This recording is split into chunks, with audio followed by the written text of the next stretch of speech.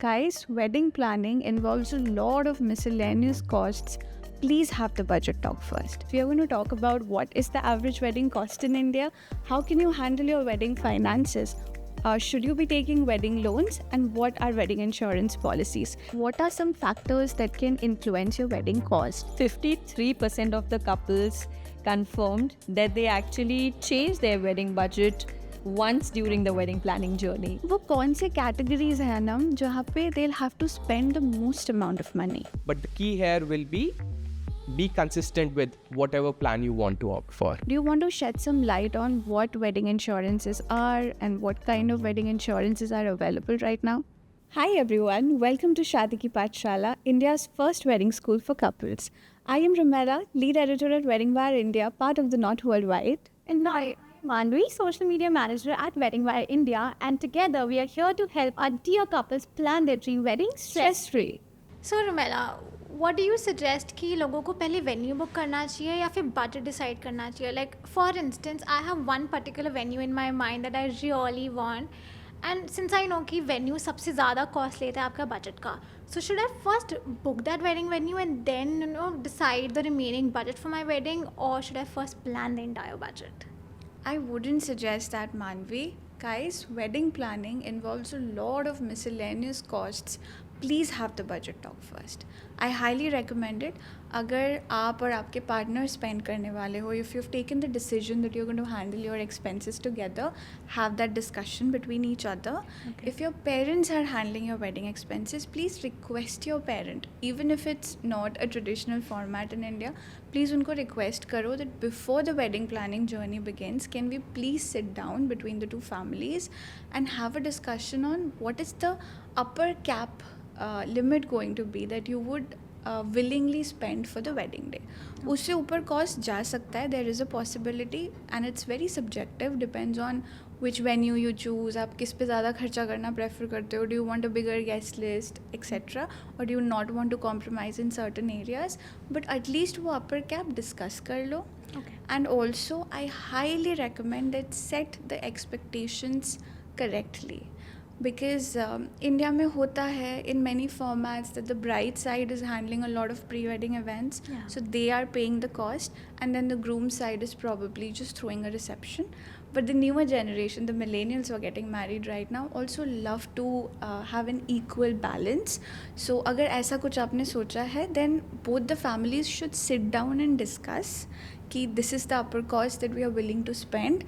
50% हम देंगे, 50% आप दोगे, या this is the expectation we have from this side of the family versus that side of the family, ताकि in between your wedding planning journey आपको कोई shocks ना मिले, आप surprises ना देखो, and your journey does not get disrupted or stressful. So Ramela, I love the point when you said that you don't want shocks and surprises, and I think कोई भी अपनी शादी पे वो नहीं चाहेगा. So recently my cousin got married, and I just felt कि वो budget उन्होंने इतने प्लान नहीं किया कि वो इतना बढ़ता गया, because she wanted a good venue, but then उसको फोटोग्राफर भी अच्छा चाहिए था, देन मेकअप आर्टिस्ट के टाइम पे she was struggling with the budget. And I feel कि when you decide the budget सबके साथ बैठ के अच्छे से with your parents, with your in laws, partners, and you and your partner's vision, I just feel कि सब बहुत ईजिली वर्कआउट कर जाता है. तो deciding the budget is like the key. But what are the things that can influence your wedding budget? Absolutely, Manvi. There are quite a few factors that you need to keep in mind, but I think I'm going to cover the most important factors for you right now. I think number one is, when are you planning to get married? The date and the month. In many religions in India, we consider getting married on an auspicious date, Shubh Muhurat, right? And our families also very strongly believe in that. It's a beautiful tradition, so we want to do it in a religious way. If that's the plan, you need to understand that months like December, January, February, for example, these are peak wedding seasons. And this is when the cost can be comparatively expensive compared to the rest of the year. So you have to have that discussion beforehand कि अगर हमें peak season में शादी करनी है, the costs are going to be a little more on the higher side. I think second is the location. Like if you're getting married in a metropolitan city, and in a metropolitan city, if you decide you want to get married in a very central area जो airport से पास है, which is easy for everyone, very convenient to travel, वहाँ पे भी cost ज़्यादा होते हैं just because of the location. The demand is higher. in comparison to going to an offbeat destination, या अगर आप outskirts में जाके शादी करते हो, comparatively the cost differs, especially during the peak season. And I think third and very important factor is your guest list size. हम करते हैं यहाँ पे बिग फैट इंडियन वेडिंग्स 500, 800, 1000 के ऊपर भी गेस्ट लिस्ट होती हैं, राइट? सो जितनी ज़्यादा आपकी गेस्ट लिस्ट होगी, your price per head for catering is going to increase. Plus if you also have to arrange accommodation for them. So have these three factors very clear in your head and have the discussions accordingly. Manvi, I also feel that the question you asked about which factors influence the wedding cost in India, the answer is kind of incomplete without knowing what is the average wedding cost in India. Yeah. So Manvi, to you, I have a tip, and to all the couples who are watching us right now, please stay tuned, because in the next few minutes, we are going to talk about what is the average wedding cost in India, how can you handle your wedding finances, should you be taking wedding loans, and what are wedding insurance policies. Stay tuned to know all of these answers. Anam, thank you so much for coming back to the second episode of Shadi Ki Pathshala by Wedding Wire India, India's first wedding school for couples. Thank you so much, Rumela. I'm really glad to be here. We are thrilled to have you here too. We are talking all things wedding budget planning today. And I was just talking to Manvi, and she asked me this very important question, that what are some factors that can influence your wedding cost? And I thought that the answer to that question is incomplete without figuring out what is the average wedding cost in India right now. Rumela, that's a very relevant question. Wedding cost planning is such a crucial and vital element when it comes to wedding planning. And just to share a stat here, according to the Wedding Wire India Newlywed Report for 2024, 53% of the couples confirmed that they actually changed their wedding budget once during the wedding planning journey. And therefore, I think it's extremely important that our couples and their families have an understanding of the various areas where the spends would be happening, so that they're able to plan their finances better. To answer your question on the average wedding cost in India currently, it's approximately 28.5 lakhs as of this year, and it's definitely increased as compared to the previous years, which is definitely due to a lot of factors, including inflation and cost increase across various categories that are involved in the wedding planning space. You mentioned that 53% of the couples who took the survey have revised their wedding cost in between their wedding planning journey. Yes. Okay, that sounds stressful. I'm glad we are doing this Pathshala, because everyone who's just started planning their wedding right now can take these classes, and maybe this process is going to be a little more easier for them, and your percentage thoda sa kam ho jaye, hoping. You mentioned that the average wedding cost is around 28 lakhs right now. So let's assume that the couples who are watching this episode have an average cost of 28 lakhs. वो कौन से categories हैं नम जहाँ पे they'll have to spend the most amount of money? That's a very good question, Rumela. I'm glad you're asking me that. And I think it's important to have this understanding in the beginning of the wedding planning journey as to where the money is going to be spent. I would say our couples and their parents should make a note here of where your big bucks are going to get spent. So, Rumela, from the average cost that we have, the major categories where the biggest spends would happen would be number one, venue. Your venue is the first step to your wedding planning journey when you start actually going ahead and looking for where do you want to have your wedding. And depending on a lot of factors such as your guest list size or the city where you are planning to get married or your overall idea of what your wedding should be looking like, your venue cost could be the biggest spend of your wedding budget. And a lot of times catering is in combination with venue, which is also a big factor. शादी का खाना सबके लिए ज़रूरी होता है, and you want to make sure that your guests remember the amazing food that they had at your wedding. So that definitely is one of the top categories. The next would be wedding decor. Now this could be very elaborate or very minimalistic depending on what the couple's vision for their wedding is looking like, and directly linked to that, it could be a huge part of your wedding budget. Next, I would say would be your photography and videography. everyone wants to capture memories that will stay with them for years. You want to have Instagrammable pictures. You want to have those shots that you would actually be referencing on, putting in your Pinterest boards for months while you were planning for your wedding. Another essential category where a part of your budget majorly goes is a hair and makeup artist. So integral to the entire look and feel of the wedding. You do want to look your best, whether it's the bride or the groom or their families. You want to make sure that you are looking the best for your D-Day. And another point that I would like to mention here is a lot of our couples do plan on getting a wedding planner to help with their entire wedding, and in that case they should keep that into consideration of what percentage of the budget do they want to actually allocate. This is again dependent on the scale of your wedding, the vision for your wedding. But yes, these would be the top categories in my mind where your major spends would be happening. I have a small tip here. If you don't have the budget for wedding planners, you can always get a wedding coordinator who's going to manage everything only on the D-Day. Is wedding jewelry a part of this cost?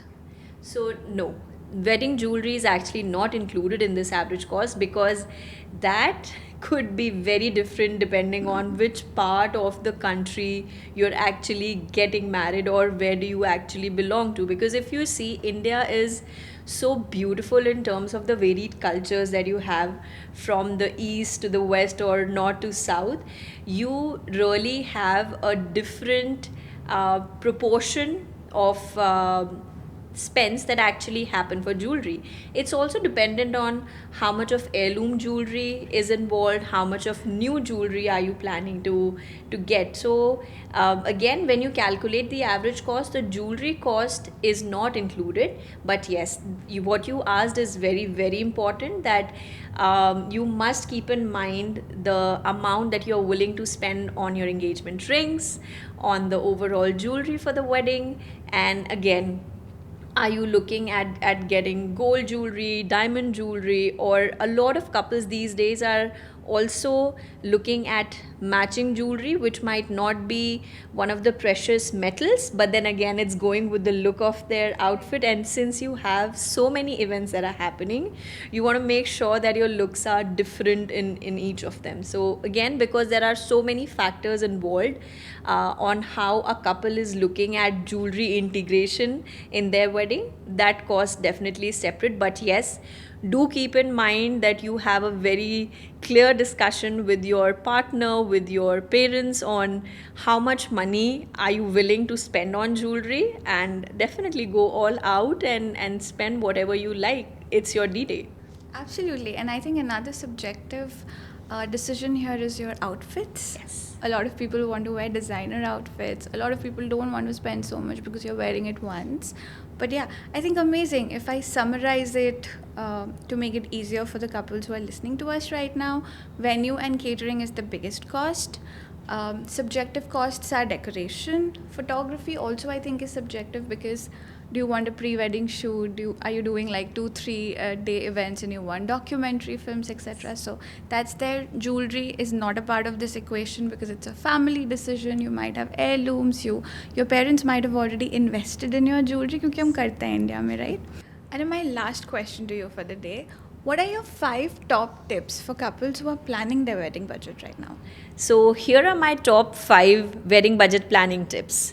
Number 1, decide on the upper cap.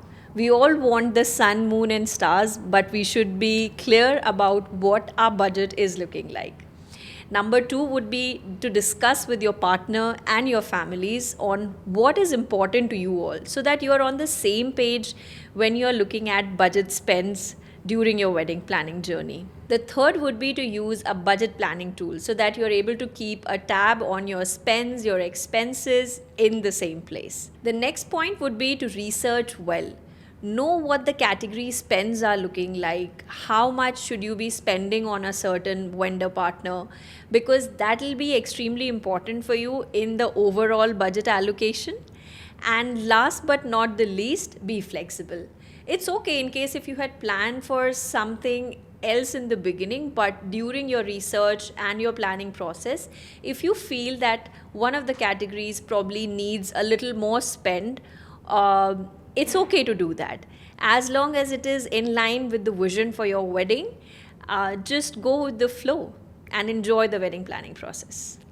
Love them. And thank you so much for these wonderful tips and for this amazing session. I'm sure couples are going to learn a lot from us today. Thank you so much, and I'm really glad that we are able to share all the well researched information with our couples so that their planning journey becomes a lot more smoother and easier. I actually have a surprise for all the couples who are watching us right now. So far in this episode, we have spoken about what is the average wedding cost in India, what are the factors that are going to determine your cost, and what are some categories we're going to spend a lot of amount. Now we're going to talk about all things wedding finances, how to save for your wedding, what are loans, what are overdrafts, and some many more interesting finance related discussions that you might have not heard before. I would now like to invite Harsh Agarwal, internal finance expert at Wedding Wire India, part of the Not Worldwide. Stay tuned. Harsh, thank you so much for making time to be a part of our Shadi Ki Pathshala as a guest faculty, I would say, for us today. You have been a finance expert with the Not Worldwide for 3.5 years now, and I'm very thrilled to have you. Thank you for having me, and it's a great opportunity to be with you. Lovely. Harsh, I think the first question when we talk about wedding, budgeting, finances, etc., that comes to people's mind is, what is the smart way of planning our wedding finance? Do you have some tips for our couples and parents who are watching this right now? Yes, I would say when a bride and groom are getting married, they should look for what kind of wedding they want to have, and they should analyze and make a budget around that. According to the Indian market, how weddings are driven, majorly it's family driven or a couple driven. In the first one, which is family driven, I would say the more expense goes towards venue, family, and guests. In the second one, when it's couple driven, people are going towards having their dream wedding and making sure that all their dreams come true on their D-Day. So keeping everything in mind and talking through the families, like who's contributing what sum to the wedding, and if you are using your personal finances, the budget can be allocated based on that.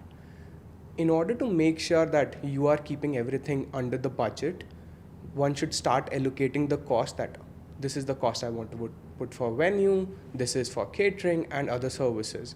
This will help you to have an overall budget, and do keep in mind to have a buffer if in case that is needed, if the cost increases due to any case. I think this is why I find our wedding budget calculator very interesting, because once I have decided the average cost for my wedding, I can then break it down into different categories and also keep a track of how much I'm spending where.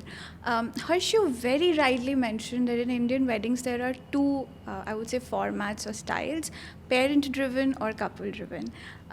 If we specifically talk about the parent driven weddings, Indian शादियों में families start planning for your finances, especially for weddings, way ahead of time, right? So what are your top tips for parents? When should they start planning their wedding finances? When should they start saving? What is an ideal timeline for them? When it comes to wedding savings and wedding planning, the parents should start as early as they can, because no sum is enough, keeping in mind the inflation and the cost that goes around. Plus, it also depends on what kind of wedding you want to have or organize. So it totally depends on that. Got it. And we're also seeing nowadays that couples have started investing and taking responsibility for their wedding finances. So let's assume that someone in their mid-20s wants to get married in another 5 to 7 years. Do you think 5 to 7 years is enough time for them to start planning their wedding finances? It's a good age to start investing or start saving in. So one can have enough finances when they want to get married. So in order to do so as a couple or as an individual, you can start opting for investing in SIPs, mutual funds. But the key here will be be consistent with whatever plan you want to opt for. Takeaway for me here is that if you're planning to get married in 5 to 7 years, at least have that average amount in your mind that this is how much we're going to spend in our wedding. Although you can't be sure what is the wedding cost going to be like in another 5 to 7 years, but at least start saving so that you can invest in your wedding as well. So that's a big takeaway. And the second you said is be consistent. So for example, if you have decided to invest a certain amount in saving funds, do it every month. Exactly. So that by the time it's your wedding day, you have that fund that you have need, that right? pot with you which you can break and utilize for your wedding. Lovely.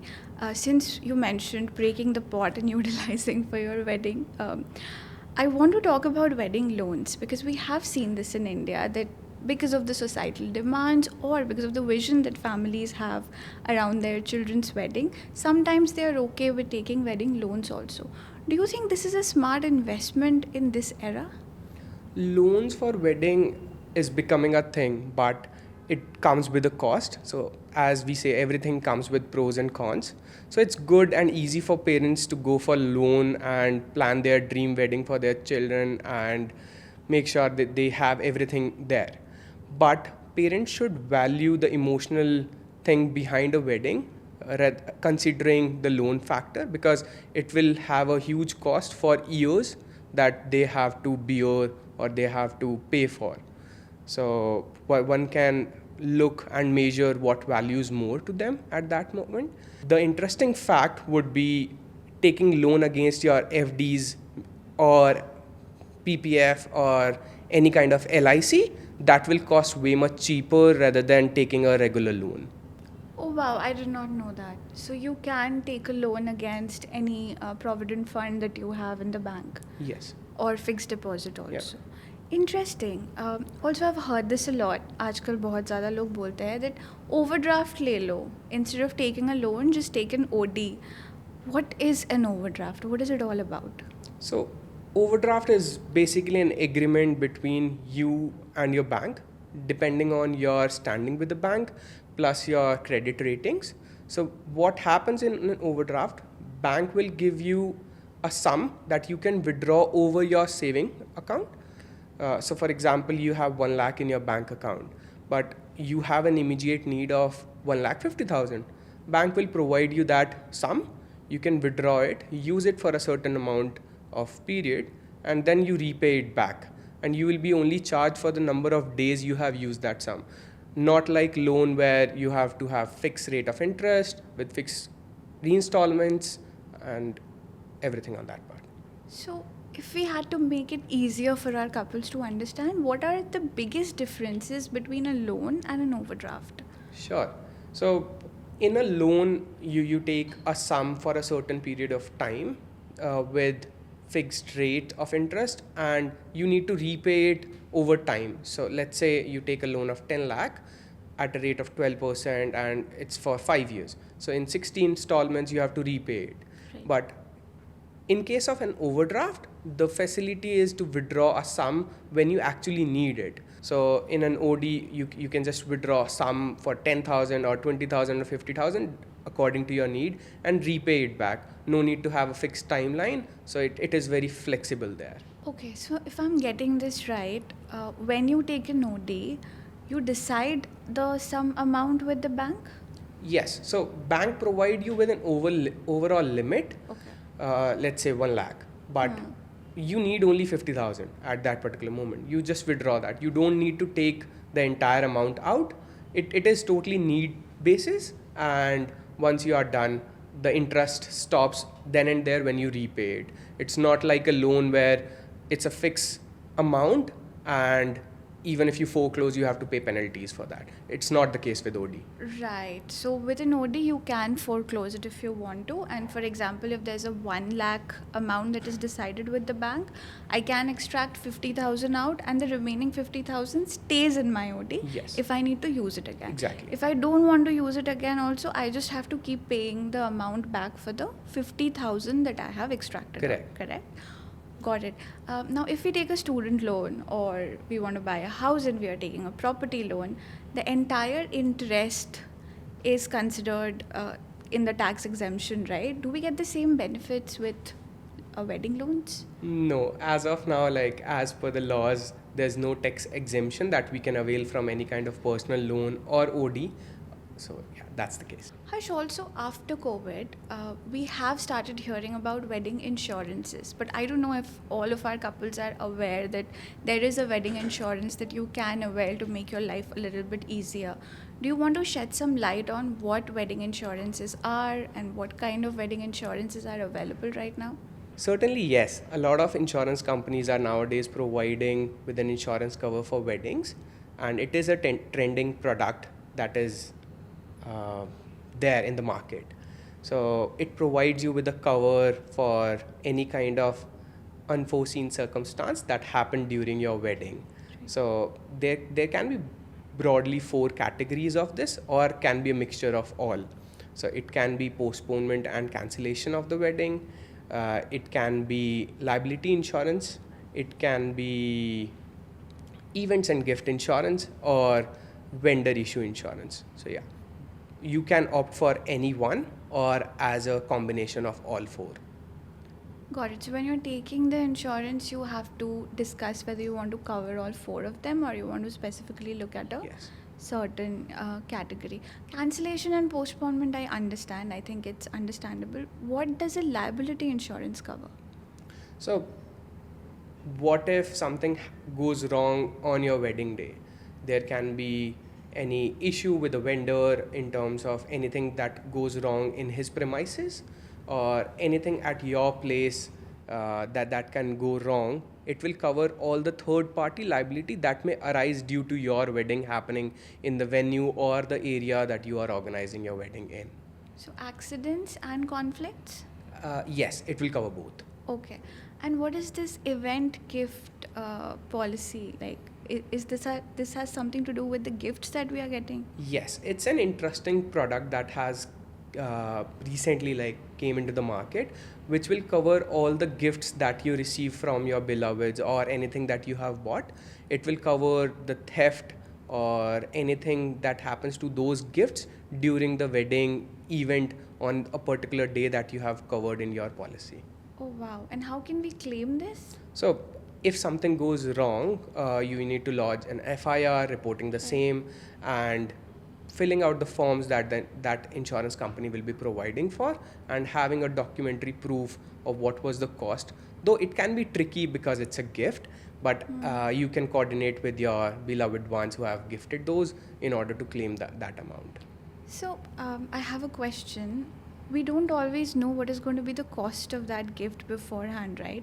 So how do we decide that when we are taking the insurance? So insurance policies company have a tool where you can put an estimated cost of your wedding. Based on that, they will provide you what will be the best cover for you. If you want to increase or decrease it, it will be an option for you, but you have to have a cost in mind that, okay, this is an amount I want to cover.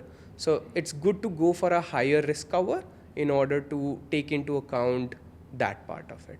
Amazing. These are wonderful tips. I have one last question for you, which is also very important, I feel. In India, we've always looked at gold as an asset, and why shouldn't we? The prices are always increasing.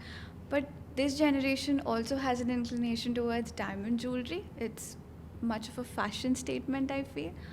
What do you think is a smart way of investing in wedding jewelry? When you are opting for going between tradition or the new upcoming trend of diamond jewelry, one should maintain a balance, like how they want to spend their money for the wedding. Before buying any particular set or jewel, you should look for what value it adds to you and how you can use it not just on your wedding day but for the future event as well. This is a piece where you might end up spending more, so make sure to have a budget in mind what you want to put in and try to stick to that. Before buying the jewel, you should also look for, or you should buy jewelry from the places that provide you with a hallmark and certification for the diamond carat, because it is really important to have have that authenticity check there. And I think it's also going to be about priorities. Like if someone wants to invest in something that converts into an asset for them, then you should invest in gold. Yeah. But if you want to buy something that you can wear for the rest of your life, because I don't think people, when they purchase diamonds, think about exchanging it for a better cost. It's usually because they want to wear it and it becomes a fashion statement and also an heirloom in the future, Yes. right? So that priority is important. Yes. Correct. With diamonds, the value won't appreciate. That's not the usual case. But nowadays, lab grown diamonds are trending. So one can also look for that as a good option, because that can cost 60 to 80% less than a usual diamond. So that will be a huge cost saving there between a natural or a lab grown diamond. Amazing input and also sustainable. Yeah. Right? Indeed. Perfect. Harsh, thank you so much for making time. I think our couples have learned a lot today. I surely have. I wish I was having this discussion with you before I got married. But everyone who's planning right now, I'm sure they've learned a lot. And it was amazing having you for this session. Thank you. Thank you for having me. Yeah. Manvi, what did you learn from the session today? So firstly, Romella, I want to thank you, Anama and Harsh, for all the insights and inputs. I think the first and the most important thing I know that it's very important to first start by planning your wedding budget and then go about booking your vendors. Second would be like the average cost. I had no idea. So I think knowing about that is so insightful.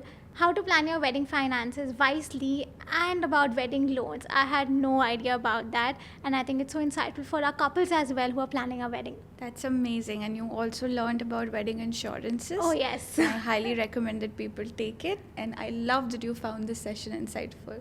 Thank you so much, Romella. Thank you.